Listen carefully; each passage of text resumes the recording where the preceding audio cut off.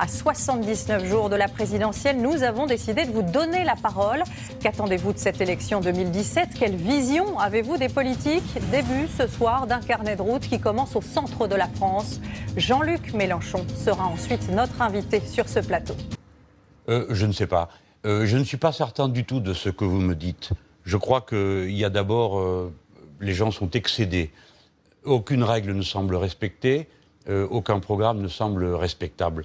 Moi, je propose une solution. On remet tout à plat et c'est les gens eux-mêmes qui décident. Je suis le seul à faire ça. Il nous faut une assemblée constituante qui change la règle du jeu politique de fond en comble et qu'elle soit composée de gens qui n'ont jamais été élus auparavant. Et que le peuple garde en permanence la possibilité de révoquer ses élus.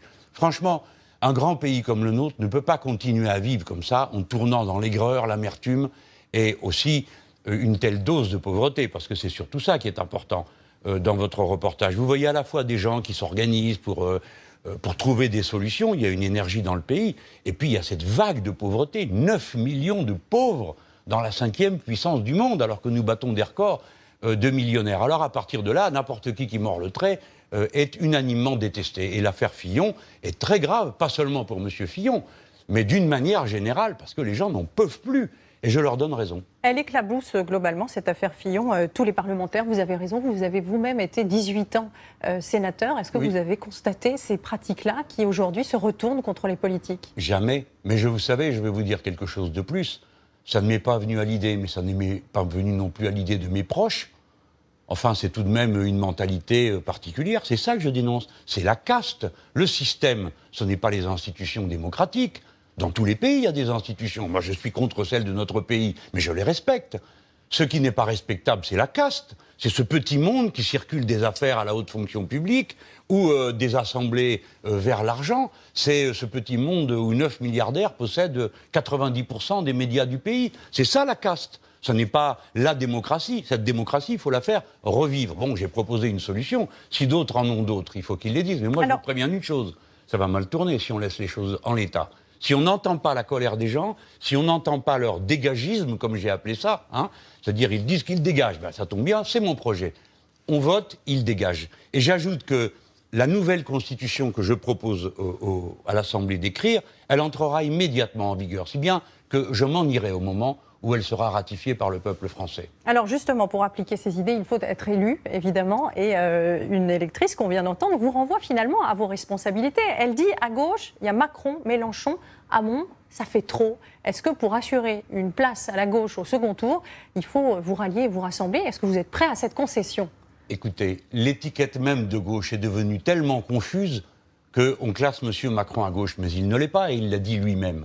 Quant au reste, l'ambiguïté, si nous nous mélangions, c'est une erreur de croire qu'en mélangeant tout le monde, on va convaincre. C'est le contraire, les gens y verraient une carabistouille. Mais est-ce que vous êtes prêt à vous rapprocher de Benoît Hamon ? Est-ce que vous l'avez appelé seulement depuis dimanche ? C'est lui qui avait dit qu'il allait m'appeler. Non, il n'a toujours pas appelé, mais il a le temps. Mais est-ce que vous pourriez vous retrouver sur certains sujets ? Mais bien sûr qu'il faut parler. Je suis prêt à parler avec qui le veut, texte en main, pas pour faire... J'échangerai pas des mesures floues contre des postes législatifs, d'accord ? Pas de combine. Et puis surtout, madame, entendons-nous bien, il ne s'agit pas de faire un congrès du PS avec un accord de courant et de sous-courant. Il s'agit de gérer un grand pays. On ne va pas le faire avec une majorité parlementaire dans laquelle vous aurez un Mélenchon qui dit « il faut abroger la loi El Khomri » et comme député, madame El Khomri. Vous ne pouvez pas dire on va tourner la page de M. Valls, et qui est député de la même majorité, M. Valls. Qu'est-ce que vous demandez à M. Hamon la clarté, c'est à lui de dire à tous ces gens... D'écarter certains socialistes. Mais bien sûr, il faut tourner la page, et c'est ça que, la raison pour laquelle les gens ont été votés pour M. Benoît Hamon, c'est pour dégager M. Valls. C'est pas pour le retrouver 5 minutes plus tard. Et moi, je ne vais pas aller, après avoir passé tant d'années dans l'opposition, à expliquer mes idées, à les mettre au point, au dernier moment, contre une poignée de sièges, me rallier à la confusion. Je dis bien à la confusion. Benoît Hamon a la possibilité de faire la clarté. Il est en position de force. Allez, qu'il y aille, sinon, que va-t-il se passer ? Il va élire ses propres frondeurs. Il sait bien, lui, dans quel état ça met un gouvernement. Mais ça veut dire que vous seriez prêt à retirer votre candidature à son profit ? S'il est devant vous ? Personne ne me l'a proposé. Et pourquoi le ferais-je ? Personne ne me l'a proposé. M. Hamon lui-même dit qu'il maintiendra sa candidature. Parce qu'il est en train aussi de marcher sur vos plates-bandes, si vous je n'ai pas de plate-bande, permettez madame. ces expressions. Mais parce qu'il... Ma personne n'est pas le problème. Vous savez, non, mais ma liberté... il est sur votre terrain social, en tout cas. Ma liberté, c'est mon âge. Ce qui n'était pas le cas de Manuel Valls. Aujourd'hui, vous avez aussi ce problème-là. Écoutez, madame, ma liberté, c'est mon âge. Je ne fais pas une carrière. Je ne participerai à aucune combine. Je ne crois pas que le peuple français puisse être convaincu. Mais je dis à Benoît Hamon, qui en a l'énergie et la force, maintenant, il faut faire le ménage. Et je propose aux gens de se servir du bulletin de vote que je propose pour passer le coup de balai. Mais bien sûr, il faut le faire en toute responsabilité. Donc je suis prêt à parler. C'est pas ça la difficulté. La difficulté, c'est l'embrouille. Bon, alors... Vous lui avez envoyé un message, en tout cas ce soir, j'imagine qu'il va l'entendre. J'ai vu qu'il a répondu, je ne donnerai pas de tête sur des pics. Mon Dieu, mais quel vocabulaire, je ne demande pas des têtes sur des pics, je demande qu'on ne se paie pas la tête des gens. C'est pas pareil. D'ailleurs, alors, pour terminer quand même, que je puisse passer mon message, dimanche je suis à Lyon, mais le 18 mars, nous ferons une marche. Et cette marche, ça sera la marche pour la 6ème République. Que les gens qui m'entendent et qui veulent m'appuyer se mobilisent pour ce jour-là. Parce qu'il faut qu'on ait une sortie positive, tranquille, démocratique. Sinon, ça va mal tourner tout ça. Moi, je vous aurais prévenu. Hein. Alors, on va parler de votre actualité de ce week-end, qui est assez étonnante pour séduire et reconquérir ces électeurs très en colère. Vous avez créé votre propre chaîne YouTube et vous allez réaliser une première en France dimanche. Vous serez à dans Lyon, l'Europe et aux Amériques, une première mondiale en quelque sorte. Et votre hologramme sera à Aubervilliers. Oui. C'est pas un peu gadget, non? C'est comme ça qu'il faut reconquérir et refaire de la politique. Non, mais bien sûr qu'il y a un côté piquant, un peu humoristique, bien sûr. Mais pourquoi l'ai-je fait? C'est ça la question. J'ai les moyens, en tant qu'orateur, de convaincre sans passer par un hologramme. Mais je voulais, comme Mme Le Pen fait son meeting à Lyon, je vais à Lyon. Et je n'ai jamais banalisé cette femme. Elle représente pour moi l'obscurantisme. Et je voulais faire quelque chose qui soit détendu et qui soit piquant.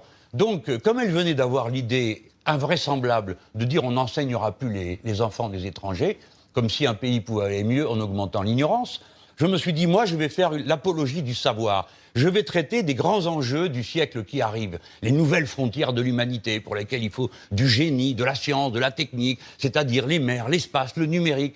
Je vais mettre tout ça en vue, pendant qu'elle sera là-bas à tourner en rond avec son aigreur et ses malédictions. Et puis il se trouve qu'il y a aussi M. Macron, ce jour-là, qui est là. Alors, je trouve que c'est un bon paysage des trois grandes idées. Lui, c'est l'indifférence sociale totale, l'ubérisation pour tout le monde, le libéralisme. Moi, je suis dans l'universalisme humaniste. Elle est dans l'obscurantisme communautaire. Français, choisissez. Merci beaucoup, en tout cas, d'être venu ce soir. Merci. Alors, on s'en doute, la question du chômage et des délocalisations sera sans aucun doute au centre des débats dans les prochaines semaines. Faut espérer. Et justement, nous y consacrons notre rubrique Made in France de ce soir. Nous revenons sur une entreprise qui a bien failli disparaître il y a 4 ans. C'était la dernière usine de fabrique de brosses à dents dans l'Hexagone. Elle a été fondée à Beauvais en 1845. Et bien aujourd'hui, elle a fait le pari de la qualité et de l'écologie et ça marche. Benjamin Dard et Yves Lebas. Très bonne brosse à dents, j'en ai une.